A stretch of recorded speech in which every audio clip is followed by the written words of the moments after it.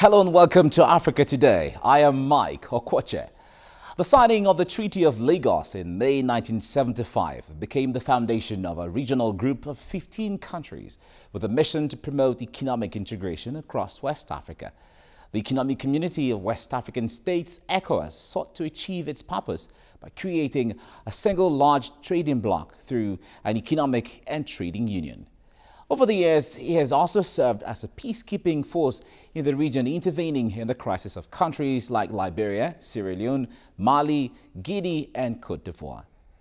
This it does through the Economic Community of West African States Monitoring Group, also known as ECOMOG.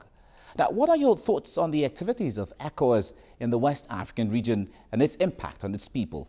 Share your thoughts with us on Twitter at TVC Africa Today, or send an email to africatoday@tvcnews.tv and you'll surely be heard.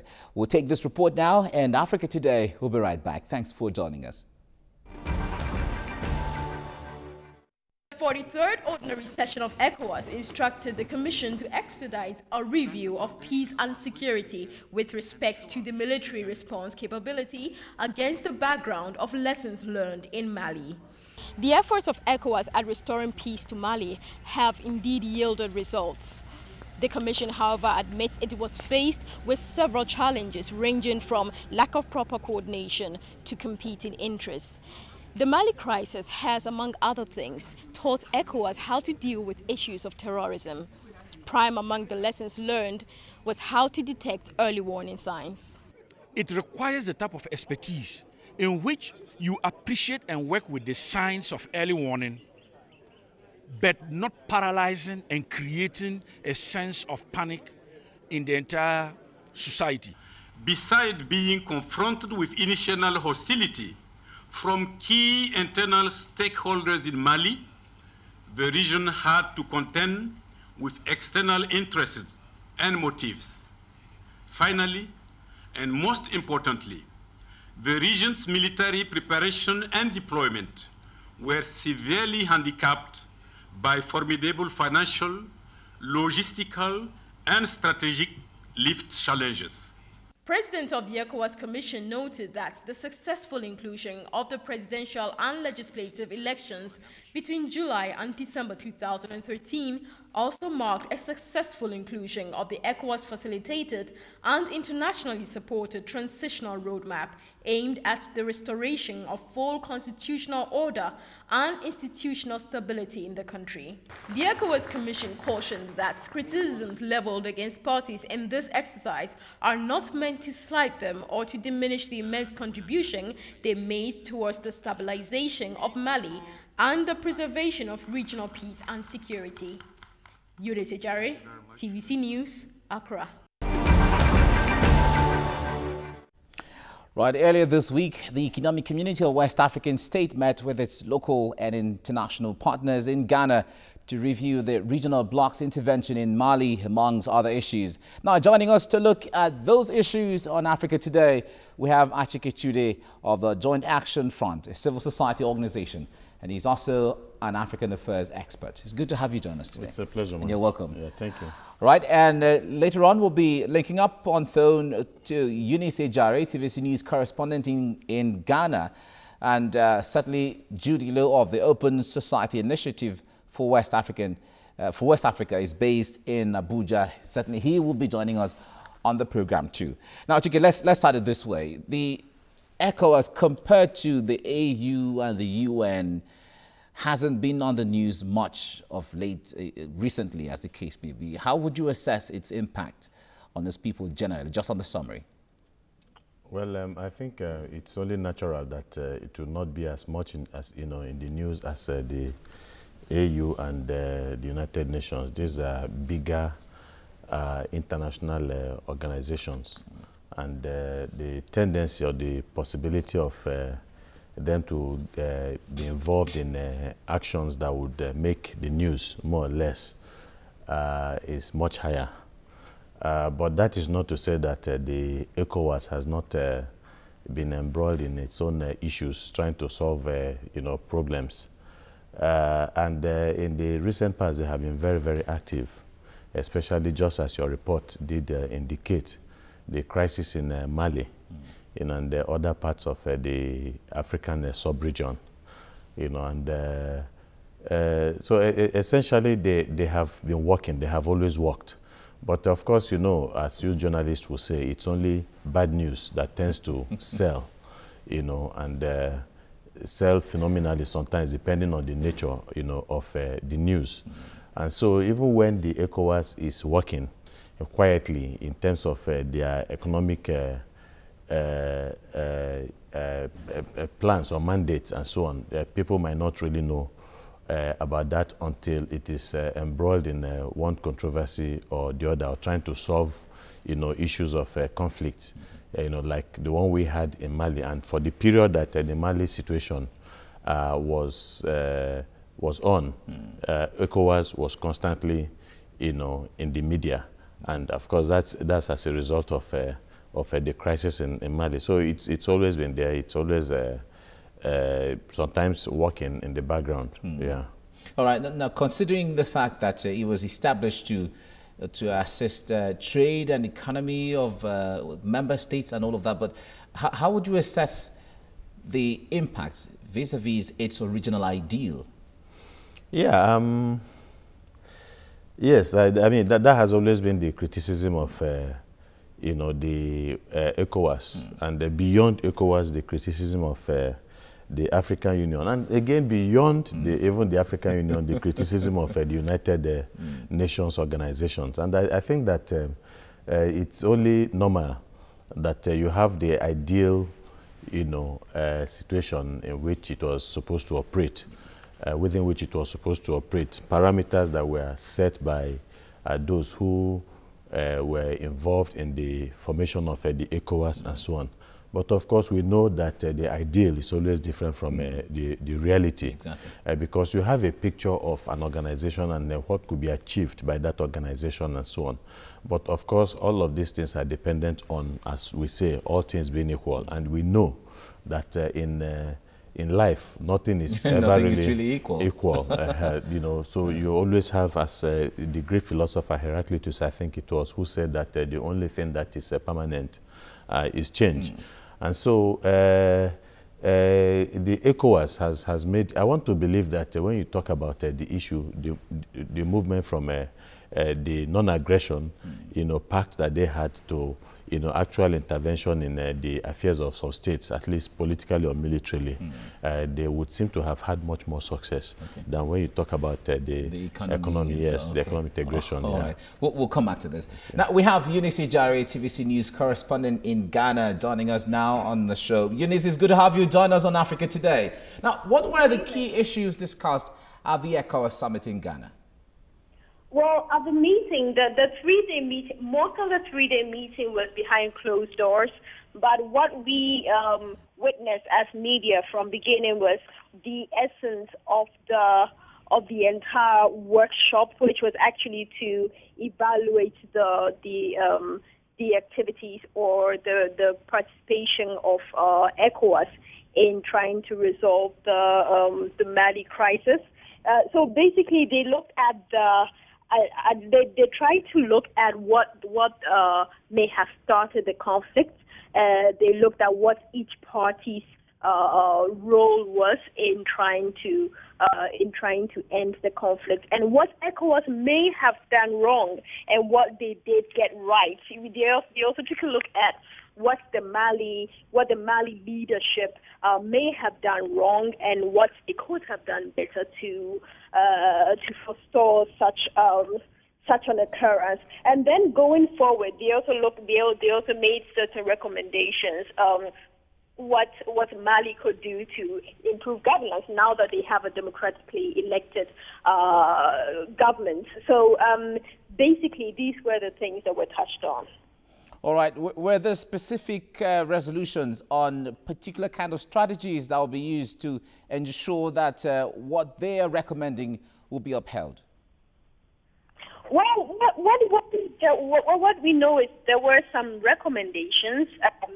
For example, one of them, for example, is that ECOWAS now wants to concentrate on building the capacity of troops when it comes to terrorism combat. They want to, because it looks like ECOWAS had been dealing with conflicts all these years, but then this was a peculiar one. They had to deal with terrorism, and it was something a bit new to what ECOWAS was used to dealing with. So now they want to concentrate on building the capacity of the various troops within the sub-region in fighting terrorism. And also one thing that came to bear was that usually some of these conflicts or such terror acts have a source. They always have a source, and one of which is unemployment, youth unemployment. Once the youth feel neglected or once they are idle, then they begin to have ideas. And when a particular sect or a particular region within a country feels neglected, when they don't have good education, they don't have good infrastructure, and they are basically living in poverty, and where the disparity between the rich and poor is so wide, it triggers some of these conflicts and some of these terrorism. So it's not like a one-off thing that just starts overnight, then there's a conflict. It starts from somewhere. It could take years to build up to where Mali, to the state of Mali's conflict. So they looked at how the various governments within the region could help stop these things before they even, to nip them in the bud before they even generate into a big conflict. All right. Thank you very much, Eunice. Thanks for updating us on the ECOWAS meeting they held in Ghana. That was our Ghana correspondent there reaching us from Accra there. Now, let's come back to this. The issue of common currency and free borders was one thing ECOWAS had advocated over time, but in true terms, they have not been able to achieve, especially the common currency. Yeah, they've had their challenges, I mean, over the years. Sometimes, trying to find common grounds, in carrying out some of these objectives. Each particular member state of ECOWAS also has its own peculiarities, its own idiosyncrasies, and so on.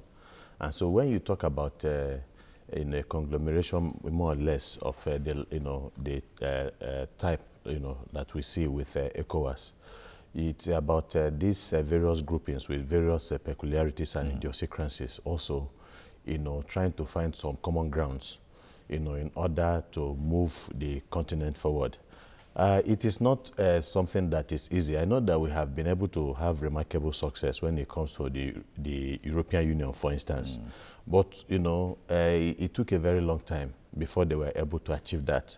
The European Union has been, before they got to this particular stage, has been at it for decades before they were able to get to where they are. So compared to the European Union, and I know that people tend to look at the AU from the perspective of the European Union, the successes they have been able to achieve and so on. But again, it is said that a body is only as good as the members that make up that body. Exactly. And so you cannot have an ECOWAS that is very, very effective and very, very efficient, that is able to live up to its ideals and its objectives, for as long as you also have member states of the ECOWAS that are also embroiled in myriads of socio-political, economic problems and so on. So the ECOWAS as a body, regional, sub-regional body, can only be as strong as the members that make up the ECOWAS. So if they have not been able to have, make some achievements, it is, achieve something, I think it is also related or relative to the internal dynamics that play out in each of the ECOWAS, individual ECOWAS states. For instance, you talk about the monetary union. To some extent, the Francophone ECOWAS countries have been able to achieve that. About 8 countries operating a common currency, the French franc, with of course support from former colonial overlords, France. And then again, there's for the English-speaking part of ECOWAS, the West African, I think, monetary zone or so, comprising Nigeria, Ghana, Gambia, Sierra Leone, and I think one other English-speaking country, and then Guinea, that is not an English speaking country that opted out of joining the French CFA zone in order to have accommodation with the English-speaking part of West Africa. Of course, that is historical. If you look at the history of Guinea, so it will not be a surprise. So they want to do that, and then with the hope that with time, if they're able to do that, establish that that's the eco currency in 2015, then they can now, over time, have a common, Okay, we'll come back to this. Now, following the Lagos Treaty of 1975, a revised treaty intended to accelerate integration of economic policy and improve political cooperation, and that was signed in 1993. Now, part of its goals was to create a common economic market, a single currency, a West African parliament, and a court of justice. A quick break, and Africa Today will be right back. Stay with us.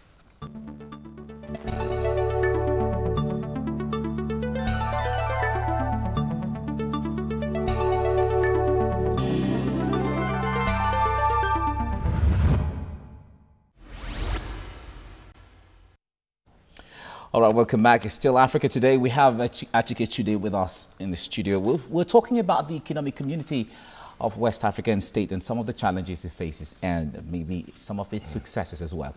Now, you were laying a foundation as regards how the dynamics of the play between Francophone and Anglophone countries and all of that. But the point there is some of these countries don't seem to especially when you're putting Ecowas on the platform, not all of them work together, trade together, and so on. Not all of them have so many historical common oneness, as the case may be. Do you think some of these plans of having one currency and so on is going to really? No, it's a process. I think they are all resolved to do this. They are all resolved to work for the common good of all, and I think that stems from the knowledge, that.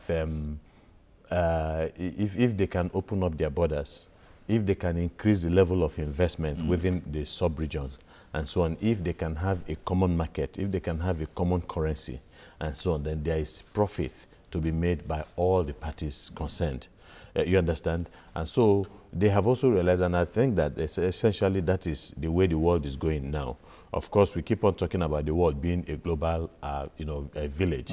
And so within the, West African sub-region, there is the realization that the greatness and the development of the sub-region can be enhanced more, can be achieved more, much more, and much, faster if everybody work together, pool their resources together, their energy, and, to work towards a specific, developmental targets and objectives and so on.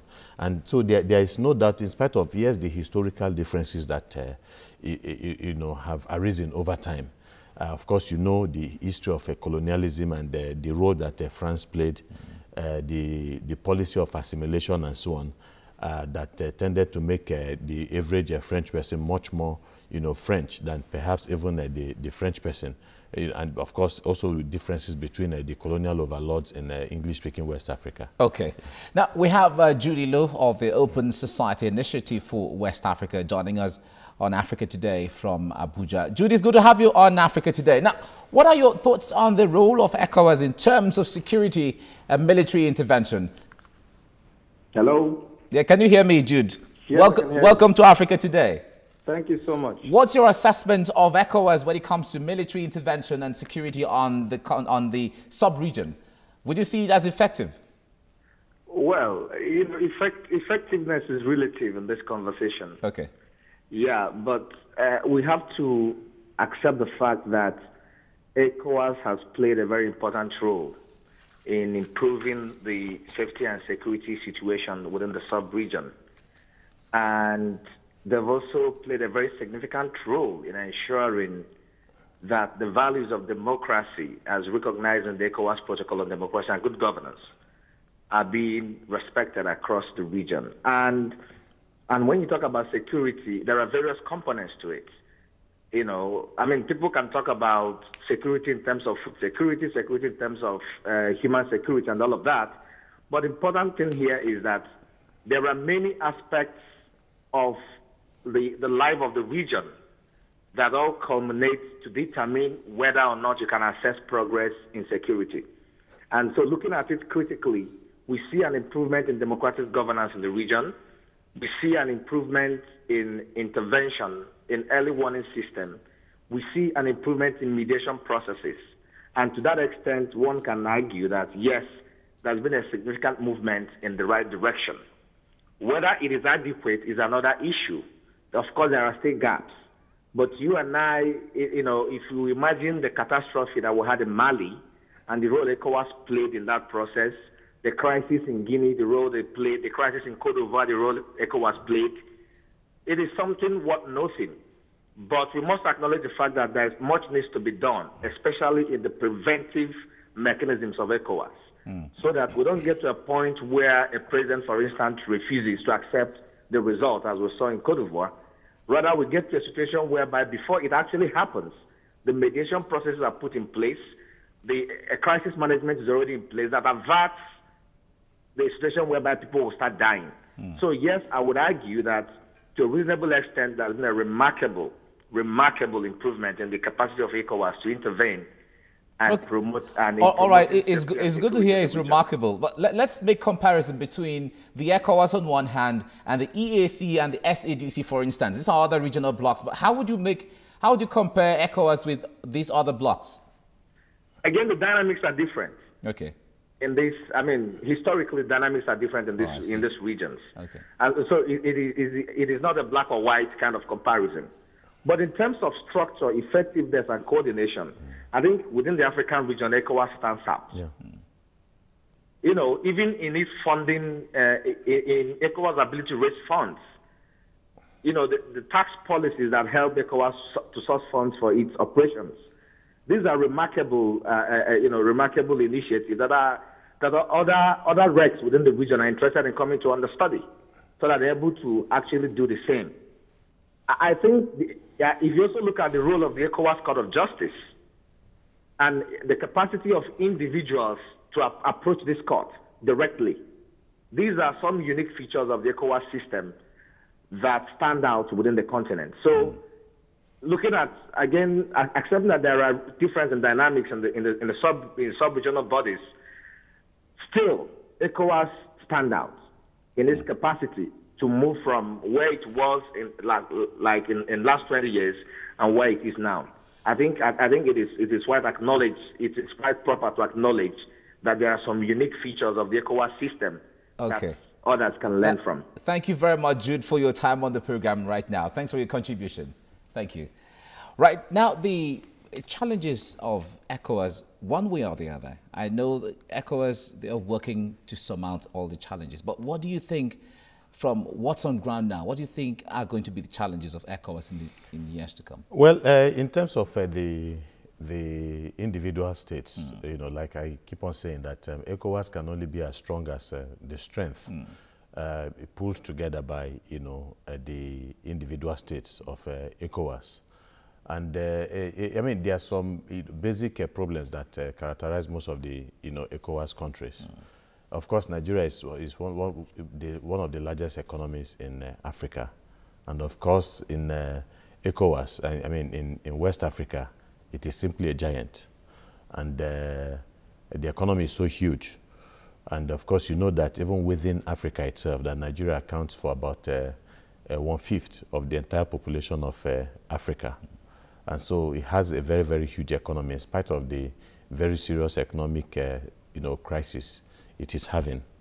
At the same time, there is the issue of, grinding poverty that has blighted or it has been afflicting a lot of the ECOWAS member states. Right. And, but do you think all these challenges are surmountable? They are surmountable. They are surmountable. Because we're rounding off now, so I just want to... No. They are surmountable. But you see, like when you talk about the issue of conflict and so on, from what your reporter said in Ghana, what are the sources of these problems and so on? Grinding poverty, the unemployment, joblessness, and so on. These are social problems that African leaders have to tackle. Otherwise, even if you stem the tide of terrorism and conflict in Mali, is going to rear its head again in other parts of the sub-region. Like we have the Boko Haram insurgency that is still on in Nigeria.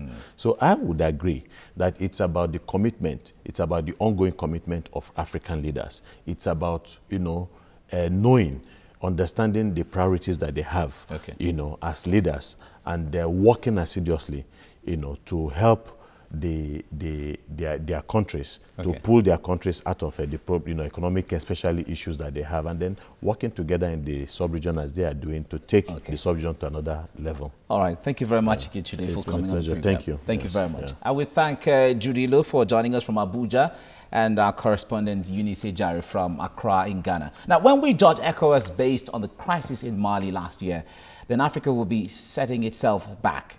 Many believe there is room for improvement for regional blocs like ECOWAS, but unless leaders truly learn their lessons, it's unlikely the problems in Africa will lessen. That's the show for today. You can also watch episodes of the show online on youtube.com/TVC Africa Today. And until we come your way again, I am Mike Okwoche. And don't forget, this is Africa. Bye for now.